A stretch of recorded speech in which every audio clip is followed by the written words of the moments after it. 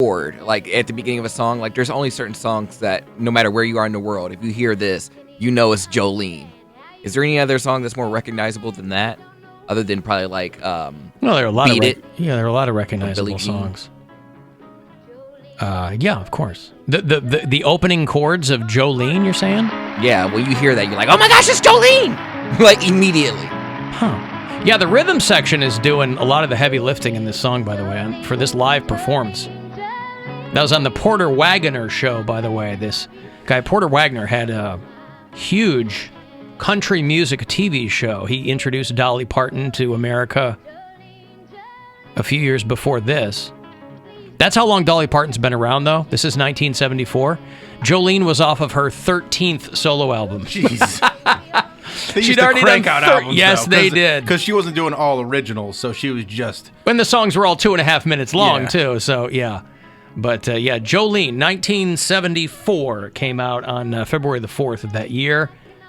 A huge song. And that was, of course, the name of the album, too. That was the title cut. But her 13th album in 1974. So, and of course, you know, you write what you know, and the song is, of course, about a housewife confronting this beautiful woman that she thinks is having an affair with her husband.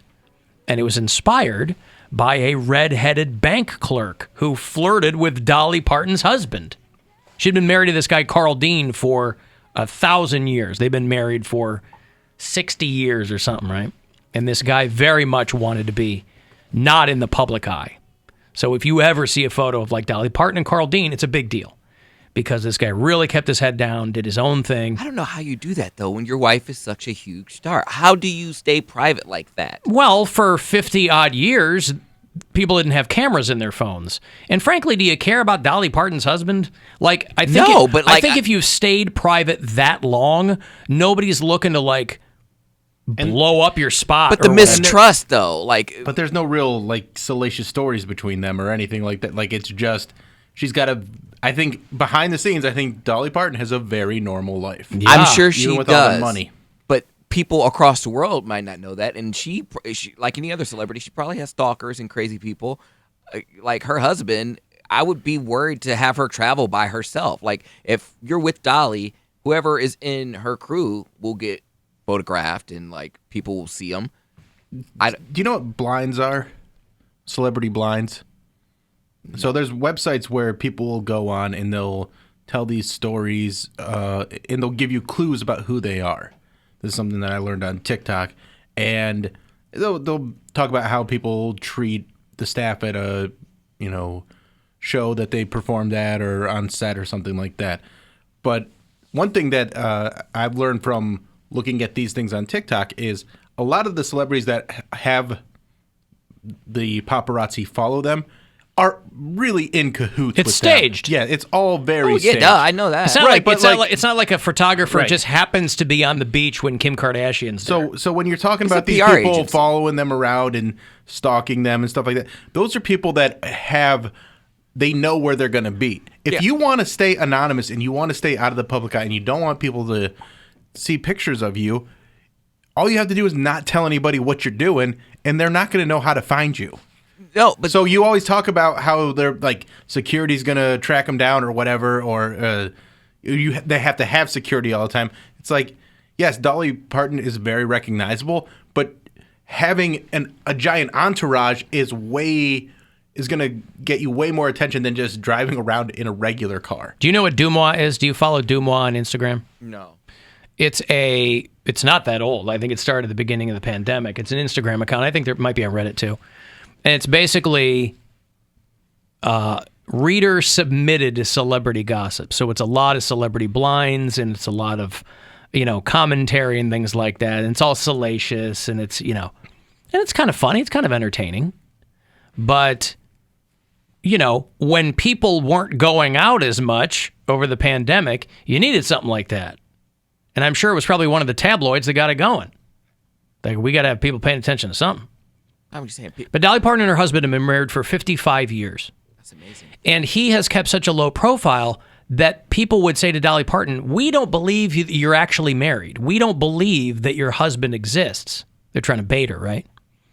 And she's like, look, he's just a quiet guy. Like, he owns a hardware store. I think literally this guy, like, owns a hardware store. And they've been together a long, long time. And you'd have to be quiet if your wife is that famous. Because what are you going to do? I mean, you're not going to be as big of a star. You're just going to look like you're either trying to get the spotlight or... Yeah, she's not Jackson Mahomes. She's just, he's not Jackson Mahomes. He's not trying to steal some of her thunder. Like, he's just happy that his wife is happy. It seems really adorable, and I'm going to leave it at that because it's not any of my business. If they wanted it to be, it'd be out there. They would say something. Mm-hmm. Dolly Parton never wanted kids, so it's been her and Carl for almost 60 years. And she can pretty, you're going to stay pretty independent that way. He's going to do his thing. She's going to do her thing. I would just fear for her safety. That's all. Because she is pretty recognizable. But you think there's somebody stalking Dolly Parton? Yes! Man, she's a national treasure. There are even if someone is for anyone. Again, but if she is being stalked, I'm sure she knows when she needs security, when she doesn't, and I'm sure she is very safe and everything's fine. Like you always think that people are just always trying to kidnap everybody. Do you know something that we don't know, Poundcake? Rather than just us breaking your balls, would you like to tell us something that you know that we don't? Maybe we're way off. Maybe you're onto something. What, about Dolly Parton or just in general? Just the stalker industrial complex, as you describe it. No, I don't know anything different. That's something I would worry about. And in an age where information and technology is just at your fingertips, if someone big who's lived here, like LeBron James does, everyone knows where LeBron James lives. So I would just feel weird about living in a house where literally anyone in the world could Google my house and then, show up. Well, that's what you do all the time. You Google people's houses nonstop. I understand that. You Google their net worth. Yeah, but I wouldn't show up. I just want to look and see the mansion. People are like, I love I don't care about LeBron James as a person. Well, I care about him as a human, but I'm not a super fan. I just want to see how massive his house is. I am not looking to do any harm. There's people out there that just hate LeBron James, and they're like, oh, well, I know where he lives. I don't know if anybody hates him that much where they're like, I'm going to break in and, hold his kid hostage? I don't know. But even this all sounds really, really overblown. And like you said, he lives in a gated community, and then he's got gates to his house. So I don't know if he lives in a gated community. I'm sure he does. I imagine Bath? he does. No, and he doesn't. He's hardly ever in Bath. What if he's got a dog? Yeah. He needs a gate to keep that dog in. You think he's going to invest in an invisible fence? No way. But he's got a security system. I'm sure he's got to be a gate somewhere. Security at the house when he stays there. Like it's. You got to have something. He's got to hang, something going on. You got to have something to hang the giant LJ on. You got to have a gate somewhere. There got to be a main gate or a side gate. Walls don't work. Remember. You can tunnel right underneath. You can shoot him over the top. You can stick a seesaw through him. By the way, not just Jolene celebrating an anniversary today. It was February 4th, 2004, that the world was exponentially improved by the launch of something called the Facebook. Fantastic. Mark Zuckerberg, a pimply-faced nobody from Harvard, started a website that could connect people. And you recall in the early days of the Facebook, you had to have a college email address. You had to have a harvard.edu. You had to have an edu before they dropped the from the name. And then they opened it up to everybody else. Because it was about 2 years later when they opened it up to everyone. If you were 13 or older, you'd get on Facebook. But 2004, this day, 2004, is when Facebook started. I remember the transition because everyone I knew was on MySpace, and just I haven't changed that much from when I was a kid because everyone was like, "Oh, you should go make a Facebook." I was like, "No, I like MySpace." I'm like, they're like, "But no one's on MySpace." I'm like, "But I like MySpace better." Yeah, well, you're gonna be on there by yourself. I'm like, "That's fine." Yeah, but not at the beginning of Facebook. There were still a lot of people on MySpace. Yeah, MySpace didn't really go away. Facebook wasn't the emerging technology yet for a few years. But they knew where it was going. No, but not. No. I mean, like 2004, MySpace hadn't even really taken off yet. I don't know if it was exactly at 2004. I'm talking about when I was in school and Yeah, the like- transition started to happen. No one was on MySpace anymore. I would say 2005, 2006 is when MySpace started getting going, and then it blew up so fast and then went away just as fast. Like it's crazy how fast. Because like Friendster was big for a while, and then that went away. But I think I started my MySpace page in 2006 when I moved into my apartment in Tremont. And Jim Tooze told me, he's like, man, we can get people to come out to shows by advertising on MySpace. I'm like, really? He's like, yeah, we don't have to pay for anything. They'll just be our friends, and like we put it on a bulletin, and it worked. Like it worked really well. Yeah. It's an online directory that connects people through universities and colleges through their social networks there. You sign on, you make a profile about yourself by answering some questions, entering some information such as your concentration or major at school, contact information about phone numbers. I can't take any more of that voice, but that was Mark Zuckerberg talking about the Facebook. So well, come on, this guy. Boy, he lost a lot of money, though, in that stock plunge, too. Now, when you are a billionaire on top of a billionaire, you barely notice it. But Facebook stock plunge because once they had to reveal that that their membership dropped for the first time ever, that there were people who were moving from just hashtagging delete Facebook to actually deleting Facebook, that their stock took a huge plunge. Took a $230 billion plunge, of which $19 billion was his. So again, when you've got that much money, you can just, it's an accounting error if you want to do that. But Mark Zuckerberg is no longer in the top 10 wealthiest people. Not the top because 10 he lost $32 billion. He's their largest shareholder, obviously. Now, before you go feeling bad for him, he's only down to $89.1 billion. So, yeah, he took a big old hit. 89? But it was a big deal because the stock drops. Now, all I could think of was, boy, I hope that this company hasn't invested in Facebook for the 401ks. Who knows? But anybody who they'll lay off some people. They always know how to get the stock prices back up. Anybody who was invested in Facebook lost money. They'll go, oh, hey, Russia, we'll help you do some, disinformation on Ukraine if you just give us enough money to get these stock prices back up. You guys, we heard you were going to fake a video as a pretext for an invasion. Think about Facebook video. Mm-hmm. Why not? Facebook Watch. That's where you want to do it. Yeah. So, they said that it was the largest single-day stock drop for a company. What they should do is they should get the exclusive rights to all of Neil Young's music. Be like, you can only listen to it on Facebook. And then, boom, you're right back. I saw Rivers Cuomo said he made his own app called Weezify, and he was like, come on over here. And people were starting to dig into it, and they were like, oh, it's just all River Cuomo's demos. People thought that maybe he had started. Maybe people can put themselves on the app. I don't know. But Rivers Cuomo, frontman for Weezer, launched his own streaming service that's 3,500 of his demos. He's nothing if not prolific. But I saw somebody say, who thought that Joe Rogan would have been the one to reunite Crosby, Stills, Nash, and Young? Because they all hate each other. Well, they all hate David Crosby, and so that's precluded them from ever reuniting in any substantial way. But, yeah. Well, the Rogan thing's not going away. I mean, they got to deal with that, and the CEO of Spotify had a town hall, and I think that there were some people that work for that company that thought there would be some clarity there, and we'll see what he's got to say. And he basically said, look, we spent a lot of money on Joe Rogan. I don't care about anything else. I don't understand why that's the way this company works. So, I don't understand why it is a big deal. Why do they put so much weight on Joe Rogan?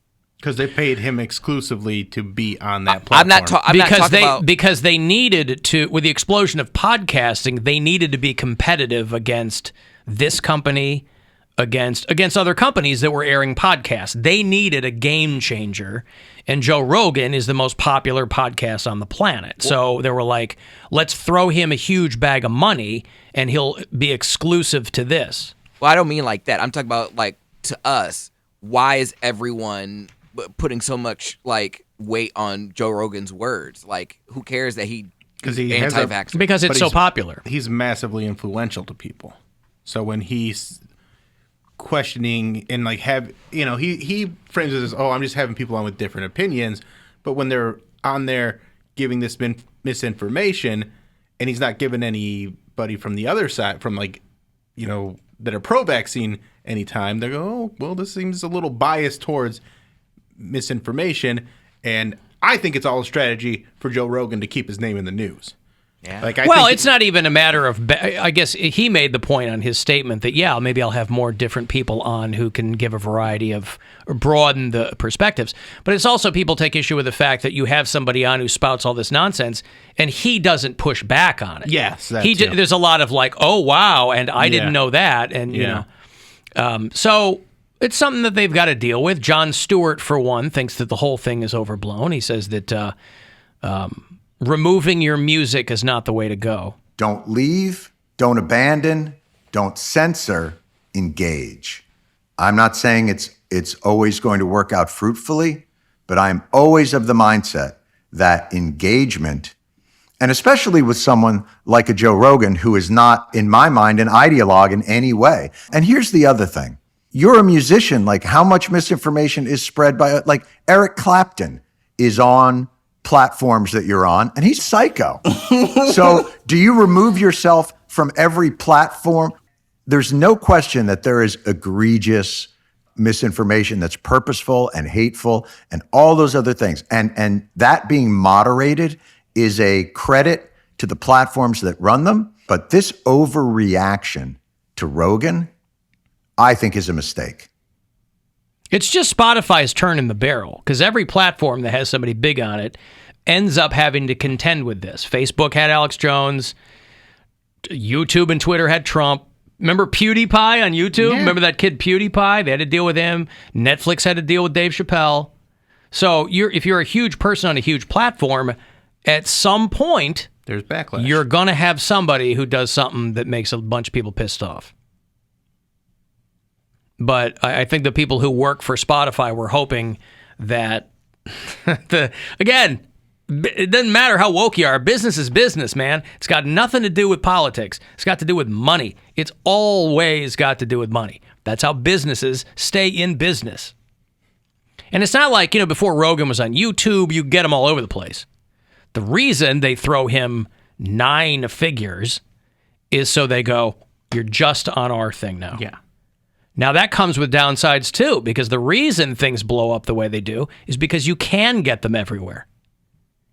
So you can take that big fat check, and you can be on one service, and you'll be fine. But at some point, they're going to go, oh, there are a lot of people who aren't paying attention to this anymore because... And that's why I think we've heard so much, since he's gone exclusively to Spotify, I don't listen to his show, so I don't know if he's doing more, but because there's one entity that is providing the Joe Rogan experience, they have to take all the backlash. Before, it was just Joe Rogan, and he was putting it out himself, the way other podcasters do, and he didn't really have to answer to anybody, but now he's got to answer to people, and he also has to deliver. And same thing with Dave Chappelle. Like, yes, they go into these situations knowing the best PR for them to get people to pay attention to them, to write articles, is not doing the funniest podcast ever, not doing the funniest comedy special ever, but to do something controversial so that people talk about them and they're in the news again and again and again. You're also in a much better spot if you're on a subscription-based service, too.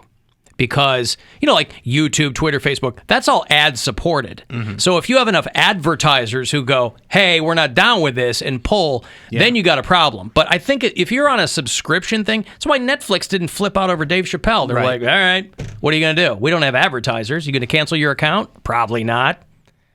So, and that's a gamble that's not really a gamble. No, it's calculated. They are counting on that in a way. But the only thing Spotify has to concern itself with is if major stars go, I'm taking my, somebody pointed out Taylor Swift could end Spotify with a single tweet if she took her music off. I don't know how true that is. But, nobody's going to flip out when Joni Mitchell and Neil Young, and I like both of them, but nobody's flipping out if they remove their catalog from your service. They're like, okay, sucks. Wish it hadn't come to this. I wonder what that would do, because Taylor Swift's done that in the past, though, because she only recently put her music onto streaming services, because for the past, there was a good chunk of time where she was doing everything physical. Like she wasn't or if you were buying it digitally, you had to actually buy the music. It wasn't streaming. Yeah. So yeah.